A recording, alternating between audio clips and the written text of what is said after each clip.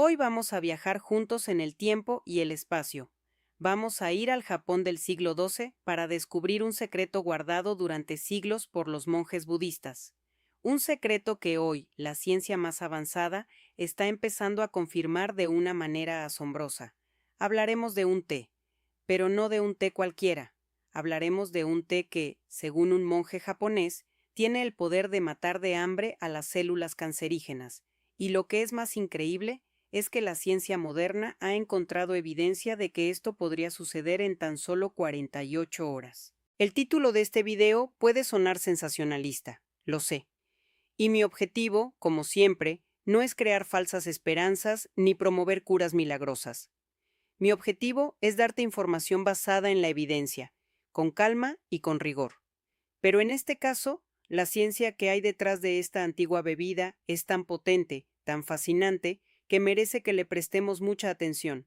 Vamos a separar la leyenda de la realidad, el mito de la ciencia y a descubrir qué hay de verdad en esta increíble historia. Antes de sumergirnos en la ciencia, quiero contarte la historia de alguien que conozco. Se llama Kenji. Es un hombre japonés de 67 años que vive en Madrid desde hace décadas. Vino a verme hace 3 años, después de que le diagnosticaran un cáncer de pulmón en estadio temprano. Kenji es un hombre tranquilo, de pocas palabras, pero con una mirada que transmite una serenidad profunda. Cuando le pregunté cómo se sentía después del diagnóstico, me dijo algo que nunca olvidaré. Doctora, tengo miedo. Pero mi abuelo me enseñó que el miedo es como el agua caliente. Si la dejas reposar con las hojas correctas, se convierte en algo que te da fuerza. Su abuelo era un monje budista en Kioto, y las hojas correctas, por supuesto, eran las del té. Kenji me contó que su abuelo bebía matcha cada mañana como parte de su práctica espiritual, y que vivió hasta los 96 años sin enfermedades graves. Kenji, siguiendo esa tradición familiar, había bebido té verde toda su vida. Incluso en Madrid, donde sus amigos españoles le miraban con curiosidad cuando pedía té verde en lugar de café, él mantenía su ritual. Y ahora, frente a su diagnóstico, quería saber si había ciencia detrás de lo que su abuelo siempre le había dicho, que el té protege la vida. Me miró con esos ojos serenos y me preguntó, «Doctora, ¿mi abuelo tenía razón?» La respuesta, como vamos a ver hoy, es mucho más profunda de lo que cualquiera de nosotros habría imaginado.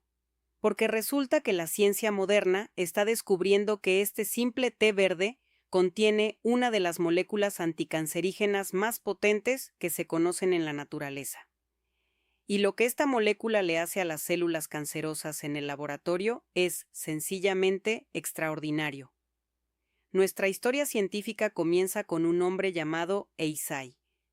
En el año 1191, este monje budista japonés regresó de un largo viaje a China, y en su equipaje traía 2 tesoros que cambiarían la historia de Japón para siempre. El primero eran las enseñanzas del budismo zen. El segundo, unas pequeñas semillas de un arbusto llamado Camellia sinensis, las semillas del té. Eisai no veía el té como una simple bebida para saciar la sed. Para él, era una medicina. Una herramienta para la meditación, para la claridad mental y, sobre todo, para la salud. De hecho, escribió el primer libro japonés sobre los beneficios del té, llamado Kisa Yoyoki, que se traduce como beber té para la salud. En este libro, escrito hace más de 800 años, Eisai afirmaba que el té era un elixir milagroso, que tenía el poder de prolongar la vida. Imagina eso. Un monje, en el siglo XII, sin ningún conocimiento de bioquímica ni de biología celular, observando que las personas que bebían este té vivían más y enfermaban menos. Durante siglos, los monjes y los samuráis siguieron sus enseñanzas, consumiendo un tipo de té muy especial, en polvo, llamado matcha. Los monjes lo bebían antes de sus largas sesiones de meditación. Los samuráis lo bebían antes de la batalla. Para ambos, el té era mucho más que una bebida.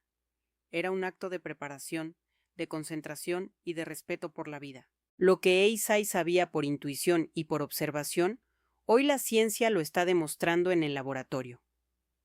Los científicos han descubierto que el té verde, y especialmente el matcha, contiene una molécula extraordinaria, una molécula con un nombre un poco complicado, pero que quiero que recuerdes. Se llama epigalocatequina 3-galato, o para abreviar, EGCG. No te preocupes por el nombre. Lo importante es lo que hace, y lo que hace es absolutamente fascinante. El EGCG es el polifenol más abundante en el té verde, y es uno de los compuestos naturales más estudiados del mundo en la lucha contra el cáncer. Y lo que los científicos están descubriendo es que el EGCG parece atacar al cáncer no con una sola estrategia, sino con un asalto coordinado desde múltiples frentes. Hoy vamos a hablar de los 4 mecanismos principales por los que este elixir de los monjes japoneses parece matar de hambre a las células cancerígenas. El primer mecanismo es el más directo. El EGCG parece cortar el suministro de alimentos del cáncer.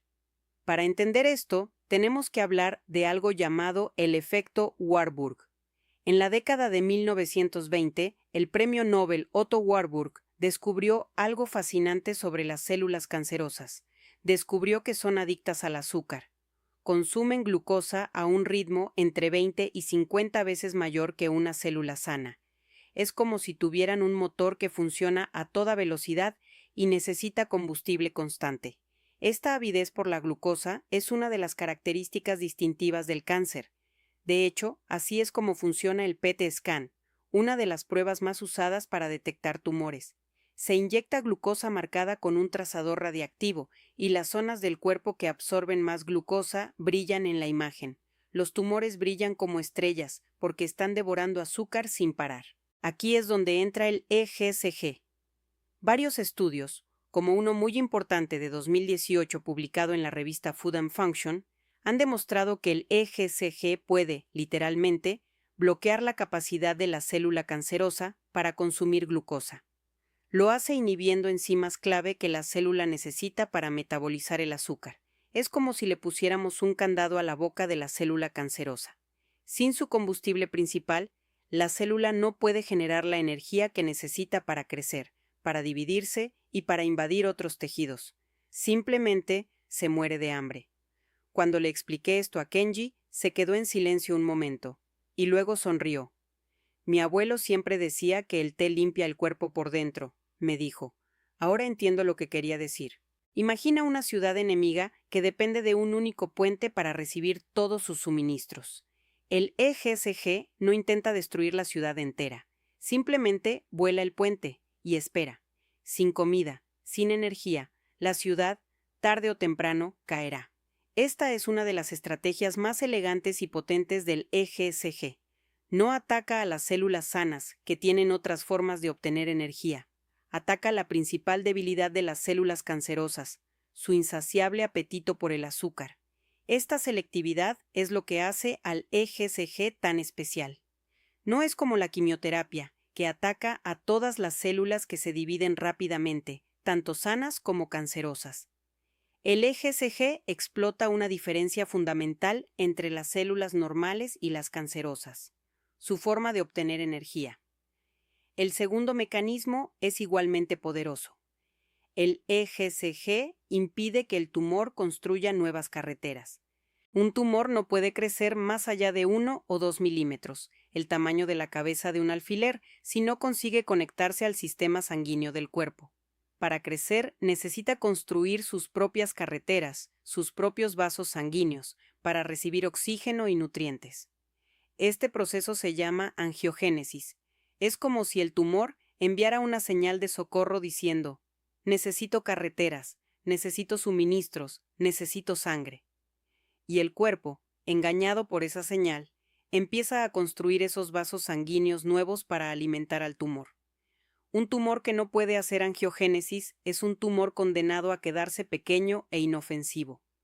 De hecho, el Dr. Judah Folkman, uno de los grandes pioneros de la investigación del cáncer, dijo una vez: sin angiogénesis, un tumor no puede crecer más allá del tamaño de la punta de un bolígrafo. Aquí, de nuevo, el EGCG demuestra ser un enemigo formidable del cáncer. Numerosos estudios, como una revisión de 2017 publicada en la revista Biomedicine and Pharmacotherapy, han confirmado que el EGCG es un potente inhibidor de la angiogénesis. Bloquea la señal principal que las células cancerosas envían para pedir la construcción de nuevos vasos sanguíneos, una molécula llamada VEGF, o factor de crecimiento endotelial vascular. Al bloquear el VEGF, el EGCG impide que el tumor se conecte a la red de carreteras del cuerpo. Es como si aislara la ciudad enemiga, impidiendo que se construyan nuevas vías de acceso. El tumor se queda aislado, sin posibilidad de crecer ni de extenderse a otras partes del cuerpo, lo que conocemos como metástasis. Es una estrategia brillante. En lugar de intentar destruir el tumor directamente, lo asfixias, lo dejas sin recursos, lo condenas a quedarse pequeño y débil. Así que, si combinamos los dos primeros mecanismos, tenemos una estrategia doblemente letal. Por un lado, el EGCG le quita al tumor su comida principal, la glucosa, y por otro lado, le impide construir las carreteras para recibir cualquier otro tipo de suministro. Lo está matando de hambre de dos maneras diferentes al mismo tiempo. Es como un asedio medieval. Le cortas la comida y le cortas las rutas de suministro. El enemigo, por muy fuerte que sea, no puede sobrevivir sin recursos. El tercer mecanismo es quizás el más asombroso, y es el que se relaciona con el titular de este video. El EGCG parece darle a la célula cancerosa una orden de autodestrucción. Nuestras células sanas tienen un mecanismo de seguridad increíble llamado apoptosis, o muerte celular programada. Cuando una célula se vuelve vieja, o está dañada, o acumula demasiadas mutaciones peligrosas, recibe una señal para autodestruirse de forma limpia y ordenada. Es un sistema de control de calidad esencial para prevenir el cáncer. Cada día, nuestro cuerpo elimina miles de millones de células viejas o dañadas a través de este proceso. Es algo natural, necesario y hermoso. El problema es que las células cancerosas son maestras en ignorar esta señal. Han aprendido a desactivar los interruptores de la apoptosis, se vuelven inmortales, se niegan a morir, y esa inmortalidad es precisamente lo que las hace tan peligrosas. Aquí es donde la ciencia se vuelve realmente emocionante. Varios estudios han demostrado que el EGCG puede reactivar esta señal de autodestrucción en las células cancerosas. Un estudio ya clásico de 2001, publicado en la revista Life Sciences, demostró que el EGCG inducía la apoptosis en células de cáncer de próstata en tan solo 48 horas. Otro estudio de 2005 en la revista Clinical Cancer Research confirmó estos hallazgos, mostrando con imágenes cómo las células cancerosas empezaban a morir a las 24 y 48 horas de ser expuestas al EGCG. Y lo más importante, como resume una revisión de 2022, es que el EGCG parece hacer esto sin dañar a las células sanas. Es como un francotirador de élite que solo apunta a los enemigos. Las células sanas siguen con su vida normal, sin verse afectadas. Solo las células cancerosas reciben la orden de morir. Piensa en ello. En solo 48 horas, esta molécula natural que se encuentra en el té verde puede convencer a una célula cancerosa de que haga lo que se negaba a hacer, morir. No es de extrañar que Eisai, el monje japonés, considerara esta bebida un elixir milagroso. No tenía los microscopios ni los análisis de laboratorio que tenemos hoy, pero podía ver los resultados en la salud y la longevidad de quienes lo consumían. Kenji, después de su cirugía y su tratamiento, me contó que intensificó su ritual del té. Cada mañana se sienta en silencio, prepara su matcha con la misma ceremonia que le enseñó su abuelo y lo bebe lentamente. Me dijo: «Doctora, no sé si el té me está curando, pero sé que me está dando paz, y la paz es la primera medicina». Hoy, 3 años después, Kenji sigue libre de enfermedad. Sus médicos están satisfechos con su evolución, y él sigue bebiendo su matcha cada mañana, fiel a la tradición de su abuelo. El cuarto y último mecanismo del que quiero hablar hoy es específico del tipo de té que usaban los monjes, el matcha. Cuando preparamos una infusión de té verde normal, estamos bebiendo solo una parte de los compuestos que se disuelven en el agua, pero cuando preparamos matcha, estamos consumiendo la hoja entera, molida hasta convertirla en un polvo fino. Esto significa que la concentración de EGCG y otros compuestos beneficiosos es mucho, mucho mayor. Algunos estudios sugieren que una taza de matcha puede tener hasta 10 veces más antioxidantes que una taza de té verde normal. Esto tiene todo el sentido del mundo. Cuando preparas té verde normal, estás haciendo una infusión, extrayendo solo lo que se disuelve en el agua y luego tiras las hojas. Pero con el matcha estás bebiendo la hoja completa. Es la diferencia entre exprimir una naranja y comerte la naranja entera. Obtienes todo. Pero hay algo más. Un estudio fascinante de 2018 de la Universidad de Salford en el Reino Unido descubrió que el matcha tenía un efecto muy específico sobre las células madre del cáncer. Las células madre del cáncer son como las reinas de la colmena del tumor. Son un pequeño grupo de células que tienen la capacidad de crear nuevas células cancerosas y de resistir a la quimioterapia. Son una de las principales razones por las que el cáncer puede volver a aparecer después del tratamiento. Son las más resistentes, las más peligrosas y las más difíciles de eliminar. Muchos tratamientos pueden destruir el grueso del tumor, pero si quedan estas células madre, el cáncer puede regresar meses o años después. Lo que este estudio encontró es que el matcha parece poner a dormir a estas células madre del cáncer. Las empuja hacia un estado metabólico inactivo, impidiendo que se propaguen y creen nuevos tumores, y lo hacía a una concentración muy baja. Esto sugiere que el matcha, el té de los monjes, podría ser especialmente útil no solo para combatir el cáncer existente, sino para prevenir que vuelva a aparecer. Piensa en ello como un guardia de seguridad que vigila las puertas de tu cuerpo, impidiendo que las células más peligrosas del tumor se despierten y causen problemas. Ahora, después de escuchar todo esto, es crucial que pongamos las cosas en perspectiva, y quiero ser absolutamente clara con esto. Primero, la mayoría de estos estudios son de laboratorio, in vitro o en animales. En el laboratorio, los científicos usan concentraciones muy altas y purificadas de EGCG, que son difíciles de alcanzar en el cuerpo humano simplemente bebiendo té. La evidencia en humanos es prometedora, pero todavía se está investigando. Necesitamos más ensayos clínicos, más estudios a largo plazo, más datos. Y como médica, mi deber es ser honesta con vosotros sobre eso. No quiero que nadie piense que beber té verde es suficiente para curar el cáncer. No lo es, pero la dirección en la que apunta la ciencia es increíblemente esperanzadora. Segundo, y esto es lo más importante, el té verde, el matcha o cualquier otro alimento no es un sustituto de los tratamientos médicos convencionales contra el cáncer. La cirugía, la quimioterapia, la radioterapia, la inmunoterapia, estos son los pilares que han demostrado salvar vidas. Kenji lo sabe perfectamente. Su cirugía y su tratamiento fueron lo que le salvaron la vida. El té es lo que le da paz y lo que, según la ciencia, podría estar ayudando a su cuerpo a mantenerse fuerte. Pero nunca, nunca habría sustituido su tratamiento médico por té, y yo tampoco se lo habría recomendado. El té verde debe ser visto como un complemento, un aliado poderoso en nuestra estrategia global de salud. Una herramienta más en nuestra caja de herramientas para crear un ambiente en nuestro cuerpo que no sea hospitalario para el cáncer. También quiero mencionar que si estás en tratamiento de quimioterapia, es importante que hables con tu oncólogo antes de añadir grandes cantidades de té verde a tu dieta, porque el EGCG puede interactuar con ciertos medicamentos. La comunicación con tu equipo médico siempre es fundamental.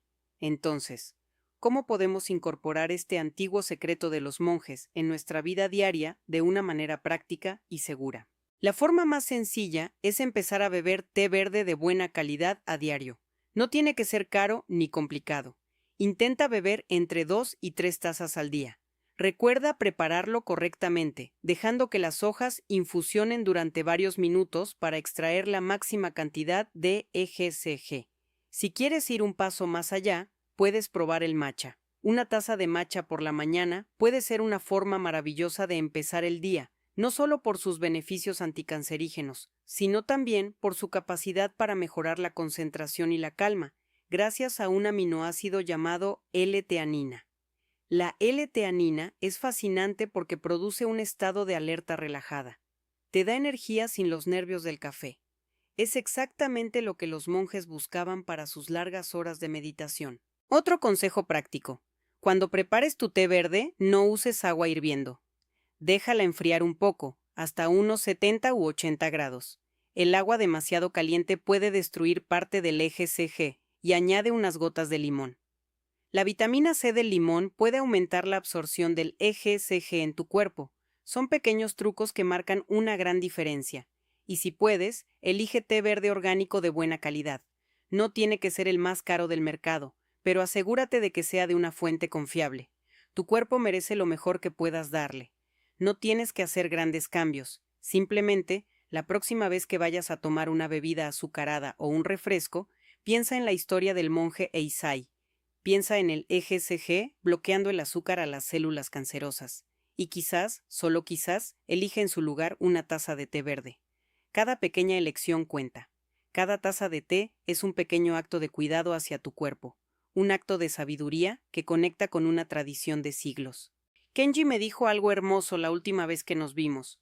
Me dijo: doctora, mi abuelo siempre decía que preparar té es preparar la vida, que cada taza es una conversación entre tú y tu cuerpo, y que si escuchas con atención, tu cuerpo siempre te dirá lo que necesita.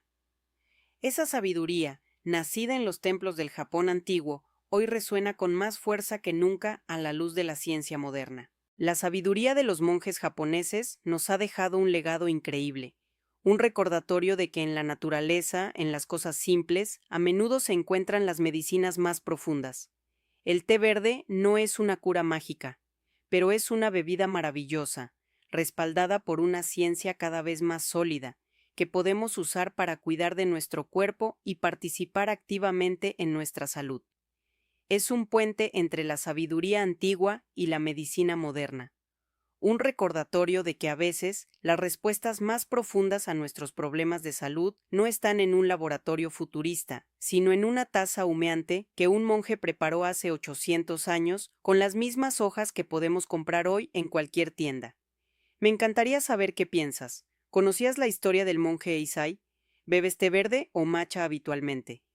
Cuéntamelo en los comentarios. Compartir nuestras experiencias nos enriquece a todos. Gracias por acompañarme en este viaje a través de la historia y la ciencia. Si has encontrado valor en este video, te agradecería que le dieras un me gusta y lo compartieras. Y no olvides suscribirte para no perderte nuestros próximos videos. Cuídate mucho. Y recuerda que en cada sorbo de té hay siglos de sabiduría y ciencia trabajando a tu favor. Como dijo Eisai hace más de 800 años. El té es el secreto de la larga vida.